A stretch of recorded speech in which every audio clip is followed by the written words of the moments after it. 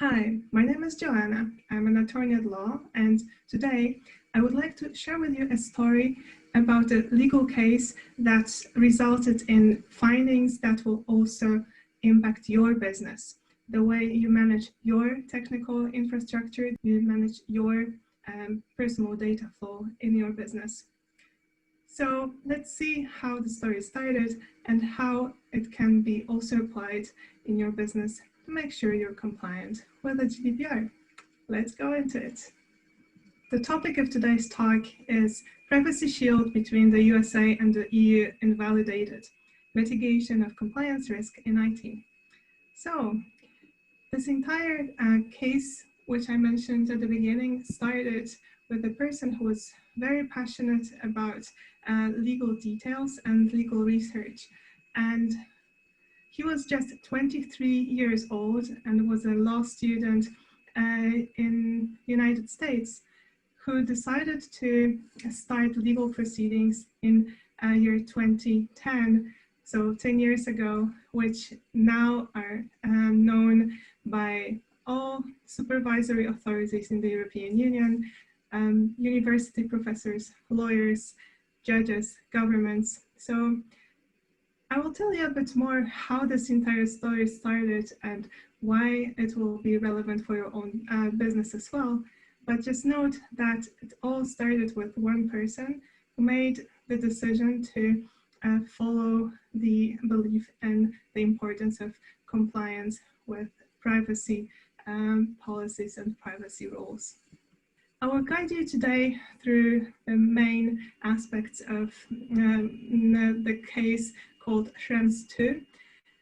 It's a case where the privacy shield between the European Union and the United States of America has been invalidated. The ruling was issued on 16th July 2020 and has an international impact, not only on the relations between European Union and the US, but actually those findings are much more universal and resulted in a number of regulatory guidelines that can also be applied to personal data processing in other countries. So I will start with explaining a little bit more of the background of Privacy Shield and its invalidation, the background story of Schrems II case. We will speak about the details of business and legal consequences of that case and go through the main recommendations issued by the European Data Protection Board.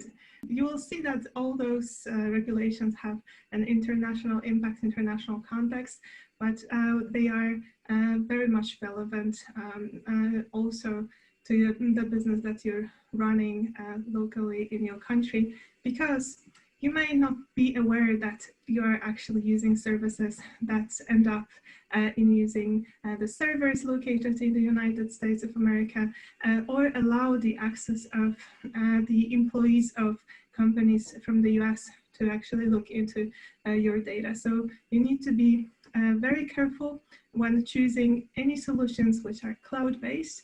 And that very often includes SaaS solutions, PaaS solutions, such as, for example, CRMs. We have a limited time today, so I will assume that you know several terms that I'm using. However, I will just recall the key phrases that will help you follow the logic of the Schrems II case.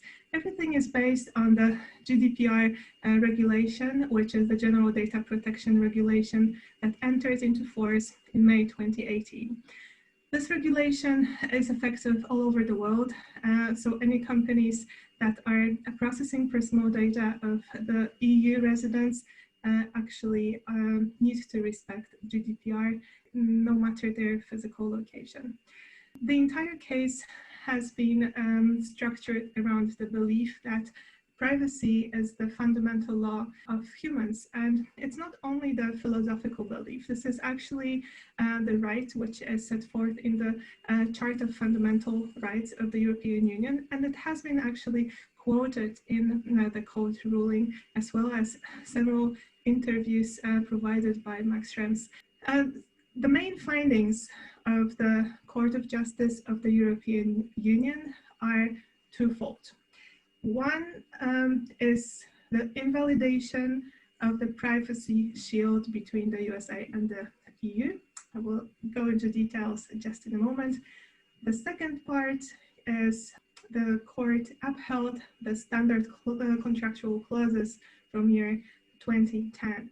So let's go step by step into the Schrems II case so you can also understand better what happened there and how it impacted your business right now.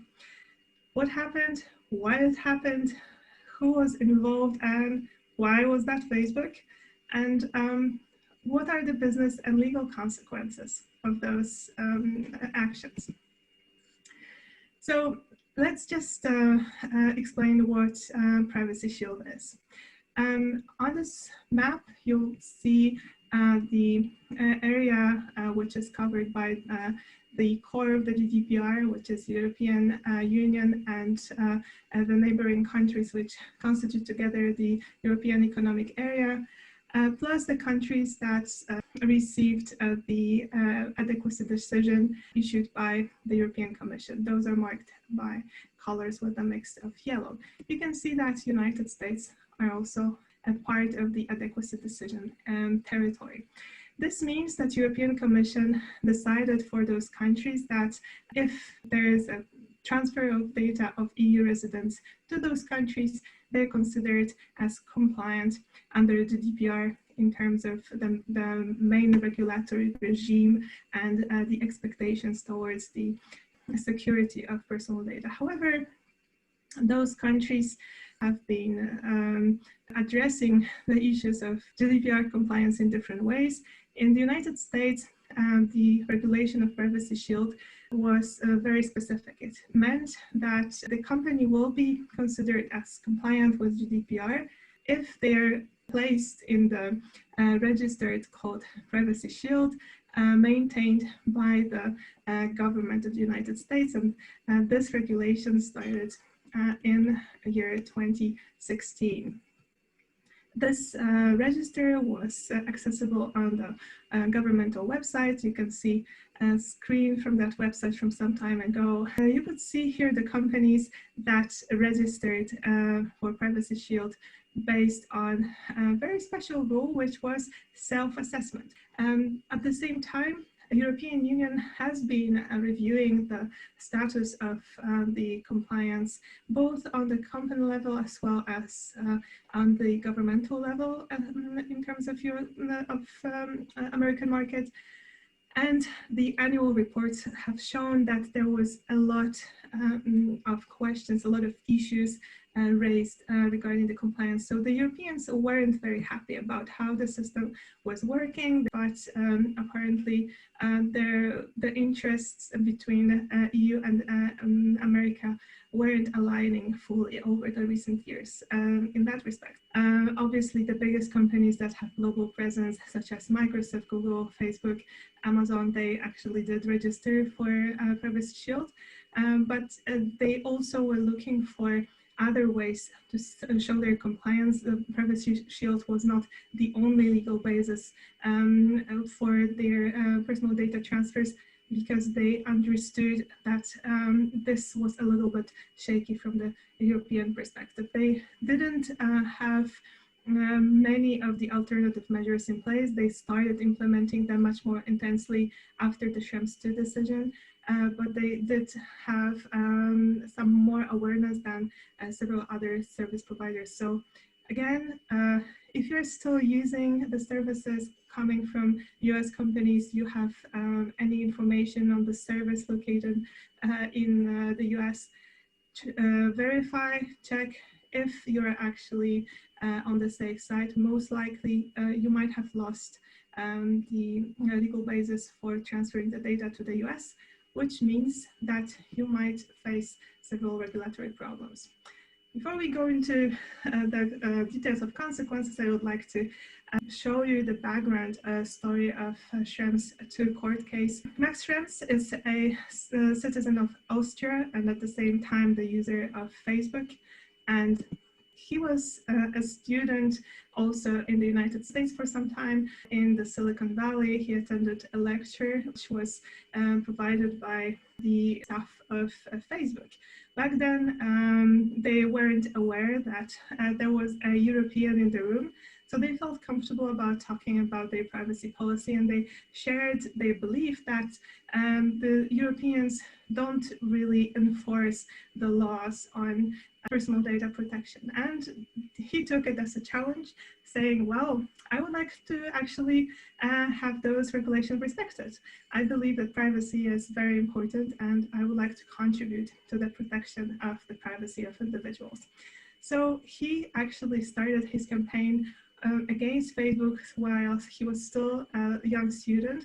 And this really started off his entire career. He prepared university papers, and then prepared also official complaints to the authority in Ireland. Why Ireland? Well, because the corporate office of Facebook for Europe is in Dublin, Ireland, and therefore if you make any complaints about the activities of Facebook in Europe, you're addressing the regulator in Ireland. The claims that Max Schrems made were based around the fundamental right to privacy that was infringed by the American government, as he said, because he believed that the American laws that enable and allow the American government to look into personal data that is processed in electronic form on the territory of the United States, that's too much of authority over the European residents' data, and he believed that this infringes the respective regulations both before the GDPR and then also after the GDPR entered into force. So when Max Schrems complained to the Irish commissioner, he was mentioning that he believes that the American government should not have the insights into the European data. So what happened? The commissioner actually dismissed the case and mentioned that there was a safe harbor rule in place, which did allow Facebook Ireland to transfer the personal data to America. However, the case didn't stop there. They actually went to appeal and took hold of High Court in Ireland. The High Court was hesitant about making the final decision and decided to ask the judicial question to the Court of Justice of the European Union based in Luxembourg. So just to summarize, we have an Austrian citizen who complains to the Irish commissioner, then complains to the Irish court, and the Irish court refers the case to Luxembourg. The court in Luxembourg decided on 16th of July in the case of Schrems II that the privacy shield was invalid as the regulatory protection in the USA does not provide the standards required under the GDPR. And then the standard contractual clauses of year 2010 are still valid and may be applied in international transfers. So that's a document which is issued by European Commission, and it can be used as part of contracts between businesses for processing personal data. I will explain in more detail just in a moment how it works in practice. But what do you do with the personal data that has been transferred insofar from Europe to US? Well, the challenge is very tough, to be honest. You either need to stop the transfers, or you need to look for another legal basis to make those transfers compliant with the GDPR. So you need to analyze very carefully how your entire system of personal data flow works, who is involved, and whether or not they actually confer the data to other data processors that can also influence the entire process and its compliance. But what operations are affected by this decision, actually? What is the transfer?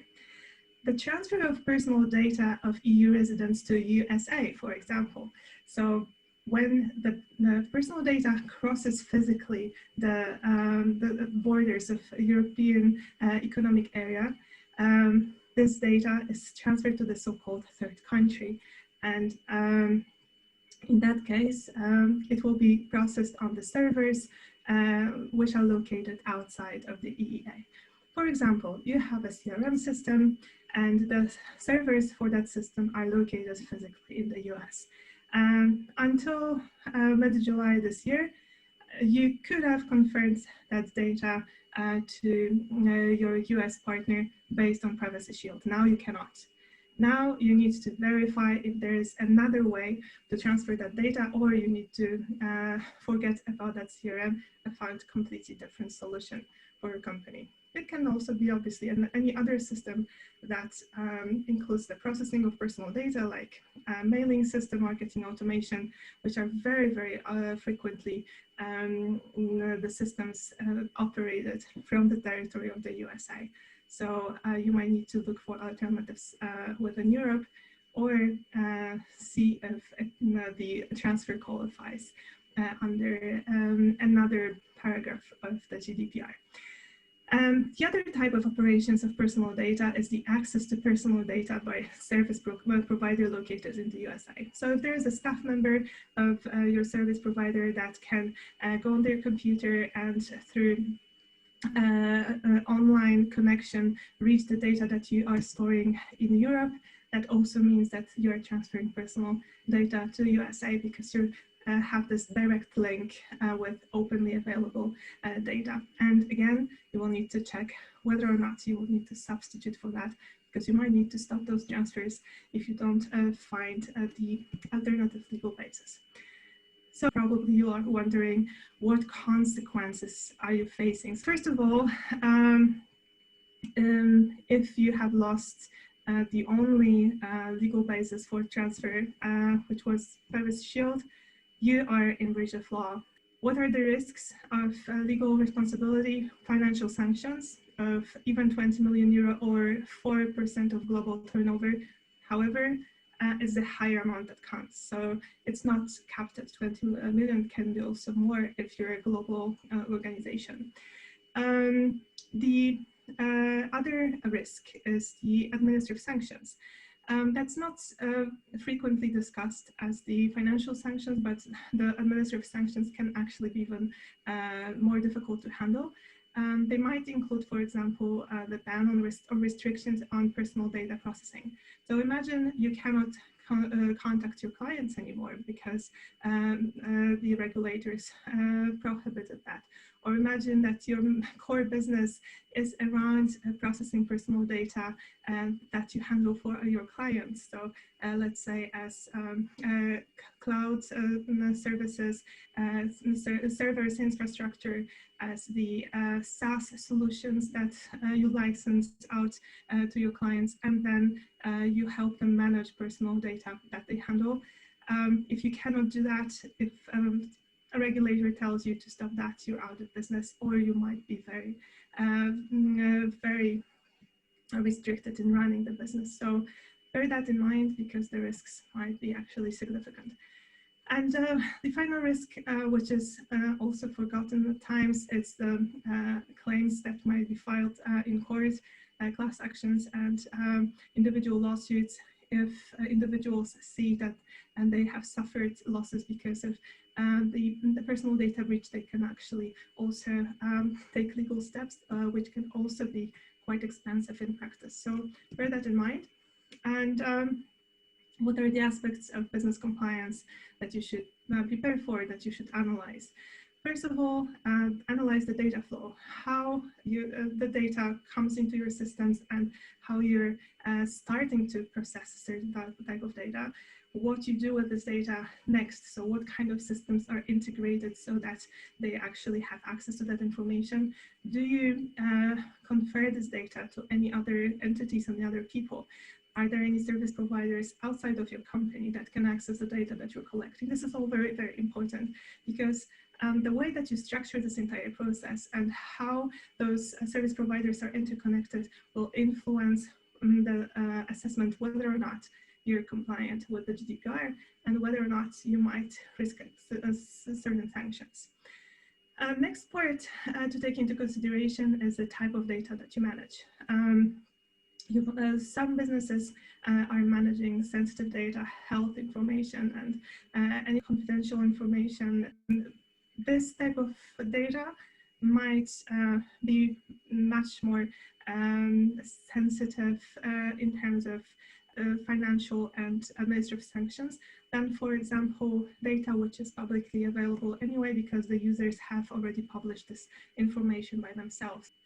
You need to know what kind of information you have and what kind of security needs to be provided so that you can also understand the risks that go with it. The data processing documentation is also one of the keys of making sure that the entire process is managed properly, especially in a bigger organization. The documentation is the key. Obviously, it's also a requirement under the GDPR, but from the very practical perspective, you need to understand what are the rules on handling the data. Are you using external service providers who can then use other external service providers that are sub-processors? If so, do you have any control over those processes? Do you have data processing agreements, which are also required under the GDPR, especially when you're conferring a lot of personal data to them?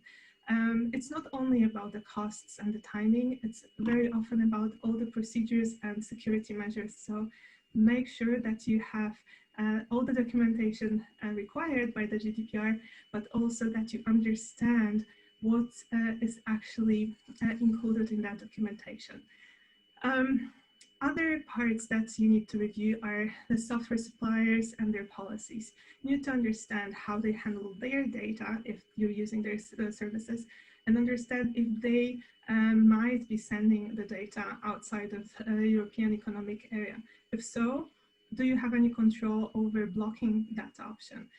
It's obviously recommended to use that option because in practice, logically speaking, it is really impossible to say that the organization will address 100% risk all the time. And GDPR actually acknowledges that and says that the organizations are managing personal data based on the risk principle. So they are assessing the risks, they are also addressing the risks in order to ensure the final result expected by the GDPR, which is the utmost protection of personal data of individuals.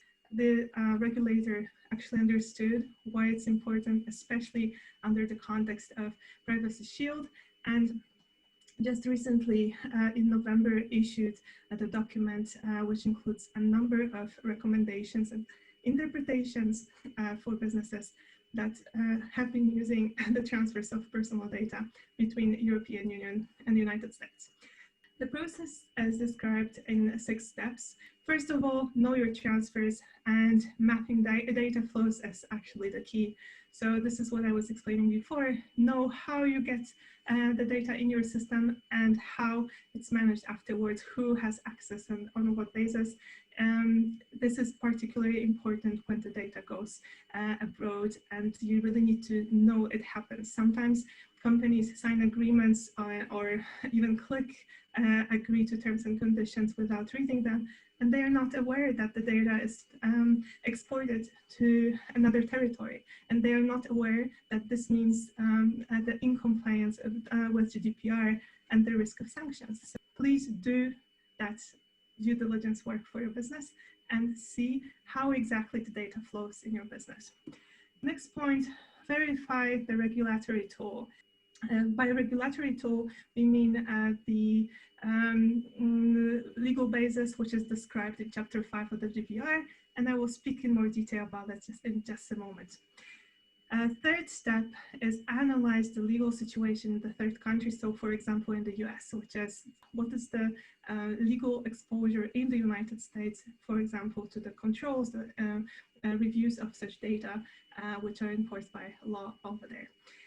Fourth step, identify and adopt supplementary measures that lead to the essential equivalence. Essential equivalence, that's a term which has been used a number of times in the Schrems II case and in several regulatory documents, saying that it's important to compare the essence of GDPR, so the main sense of GDPR and the tools used in GDPR to ensure the proper protection of personal data. Step number 5, take the required formal procedural steps. Step number 6, monitor and evaluate what happens with the data and the measures that were applied. And you need to make sure you're doing that on a regular basis. So do audits on technical level, operational level, legal level.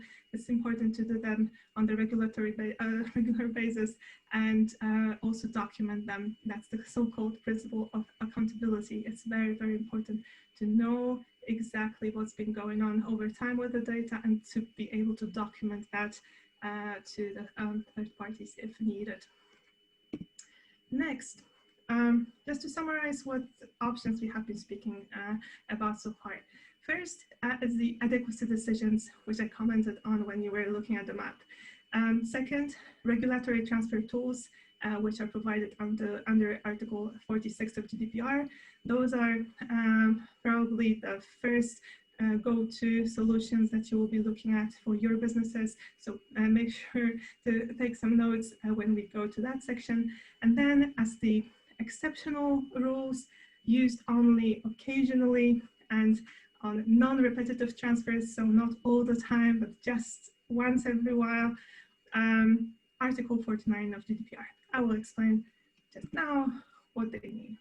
Article 46 is the regulation which provides tools, regulatory tools that can be used as the alternative to the Privacy Shield, which was invalidated. So first, standard data protection clauses. Second, binding corporate rules. And these two instruments I will be describing in more detail in a moment. Codes of conduct, certification mechanisms, and ad hoc contractual clauses. So those are the alternatives that you can use when you cannot refer to the adequacy decision. As you can see, this regulation is much more detailed, and it also is linked to the other provisions of the GDPR, as well as a number of commentary documents and work papers by the option which I mentioned as an exception. So the derogations, exceptions are the possibilities of processing personal data every once in a while if you really need to find a legal basis when nothing else works. But make sure you do not use that exception as the regular legal basis for processing data in your business, because this will not be acknowledged by the regulators and actually can be subject to sanctions. Make sure that before relying on that rule, you check whether the transfer meets the strict conditions that this provision sets forth. And you can see, again, this is quite detailed and links also to other parts of the GDPR. One of the most commonly used options under Article 49 is the consent and the transfer necessary to perform a contract. But there are a number of limitations to apply those rules, especially relating to the informed consent of the person whose data is transferred. And you need to actually also prove, in case you are justifying the transfer by contract, that the contract really needed this personal data transfer. You will need to have evidence for that. It's not enough to just state that it was the legal basis. So again, documentation, documentation. Standard contractual clauses are a solution which is put forth by the European Commission. And it's, again, an act issued by European Commission. Currently, there are two types of standard contractual clauses that you can use in your own agreements with your business partners. The first type is when a EU controller works with a controller from outside of European Economic Area. So controller and controller. Second situation is when EU controller works with a data processor from the territory outside of European Economic Area. In those two situations, you can include standard contractual clauses as a part of your general contract. I have seen a number of such contracts. It's really used in practice. However, there are also some entities that would want to use those solutions but don't fulfill the criteria. So I've seen that the processors wanted to conclude contracts with other processors, or processors wanted to initiate the contract with controllers. And this does not fulfill the scope of these contractual clauses, so they wouldn't be actually effective in practice. Even if you sign this document, it doesn't mean this will stand in court. So be sure that you understand which document you want to sign, but you do have that possibility, and it's published also on the website of the European Commission, so it's not that difficult to find. And again, we have the term of essentially equivalent solutions. So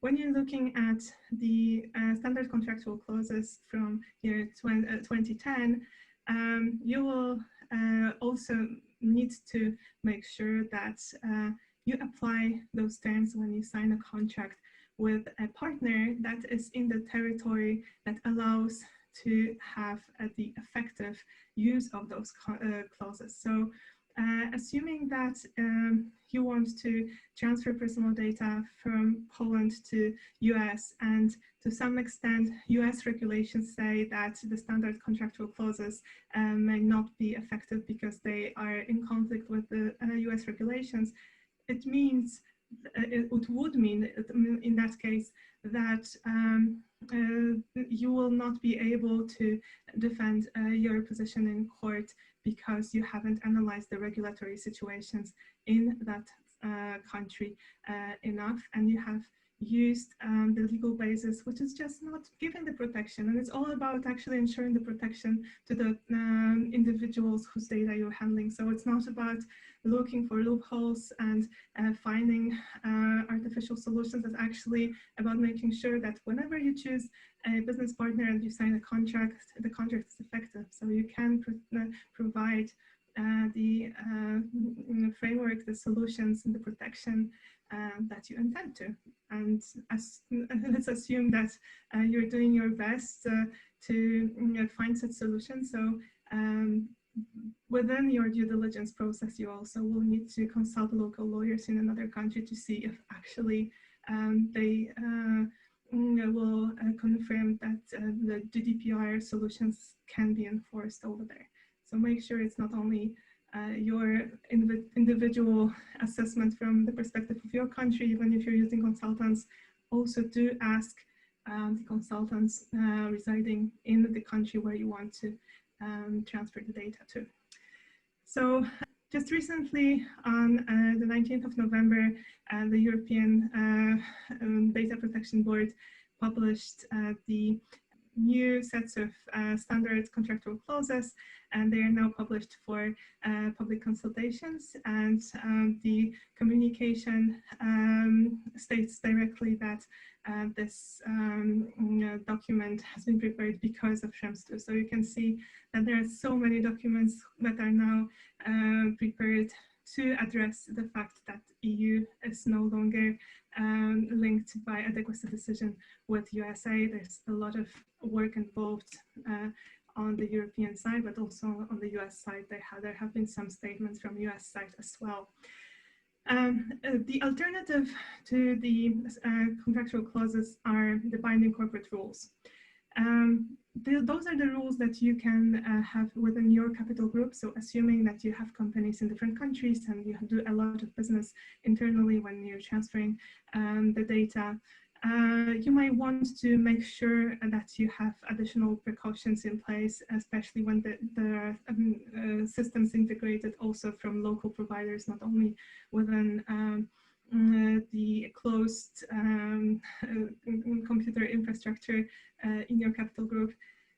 So if you want to go towards that path, this will take some time because the entire group will need to agree on them, and the authority will need to make the preliminary decision. But before it makes the final decision, it needs to also ask for the opinion within the EU structures. So it's not that straightforward. It will take time, but it actually might also be an additional way for your company to resolve the compliance issues. However, obviously, again, depending on the country, you will need to do the case-by-case assessment, and this will be repeated over and over again in any actually solution that you choose. You always need to adapt the right solution to your specific case. And the European Data Protection Board actually also presents a few use cases and goes into detail how you can actually model your compliance based on that document. But there have been also cases where no effective measures have been found by the European Data Protection Board, and that's use case number 6, transfer to cloud services providers or other processors which require access to data in the clear.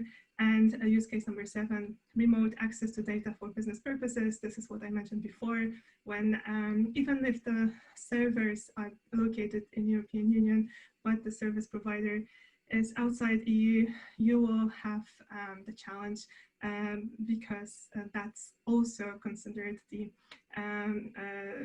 transfer of personal data to the third country. So just to summarize one of the examples and to show you what you can expect from the guidelines, I'm showing you what the European Data Protection Board suggests for the first use case, data stored for backup and other purposes that do not require access to data in the clear. And as you can see, there's a lot of focus on proper encryption, of making it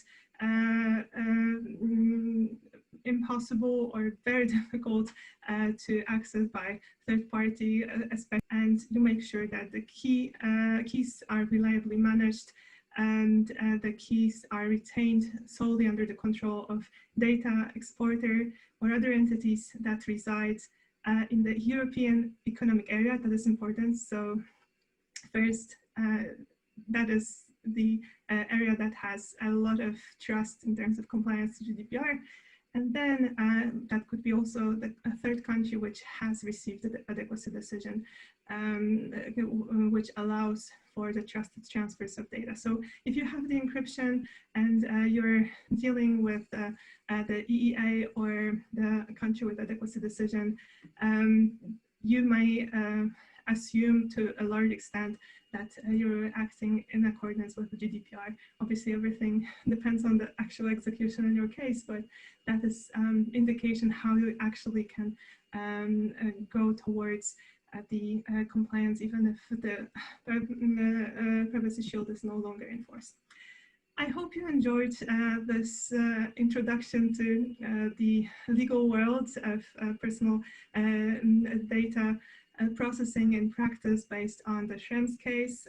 Obviously, if you have any questions or would like to have a more of the individual approach, just feel free to contact me. You can see the website link on the slide. You can also find some additional resources under the link below. There's a library of materials from the regulatory perspective, supervisory perspective, and also the materials which are created in the video format, especially for software developers and managers from IT sector who would like to understand a little better how the personal data protection under GDPR actually works. So feel free to use those resources as well. And thank you very much for your attention. If you have any questions, leave your question in the comments below. There is still the live session planned for the 5th of December, so I will be happy to address the questions that will be submitted by that time. Thank you so much, and let's meet in the near future. Thank you. Bye-bye.